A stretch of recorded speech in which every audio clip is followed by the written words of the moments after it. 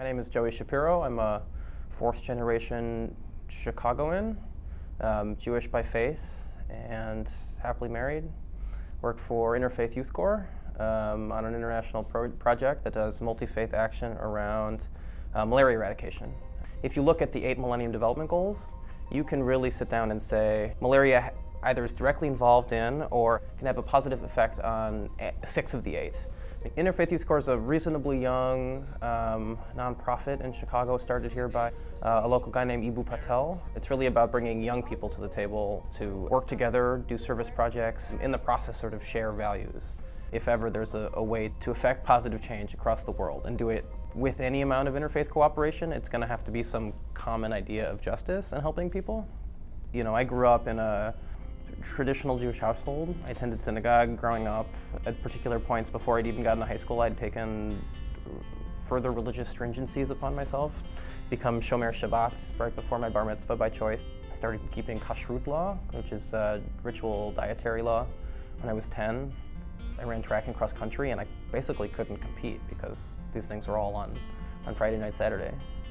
I spent a year in Israel before I went off to college. It's really easy there, I think, to be, especially at that age, to be a practicing Jew, to be studying in a yeshiva, a place of Jewish study. So I think I had been fed this particular way of looking at the world through a Jewish lens. I think at that point in my life, I sort of thought about my own religious identity as part of my identity, and that orthopraxy really played a part in it. I don't think it was till later when I got to university, I got to college, and I was really thinking about, I was having a very different experience of faith. I felt that continuing to be observant was keeping me from sort of growing, meeting people that were really going to challenge who I was and really expand and grow within myself. And that really my understanding of myself through my faith since then has really been very much pinned on my connection to my family, historically, culturally, but also sort of looking forward as I'm beginning a family.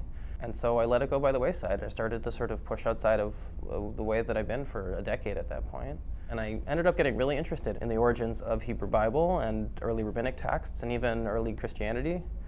And then ended up at Harvard Divinity School to do more of that because it was just so fascinating. And it had become such an important part of me understanding myself as a Jew and in the context of a larger sort of historical and religious sweep.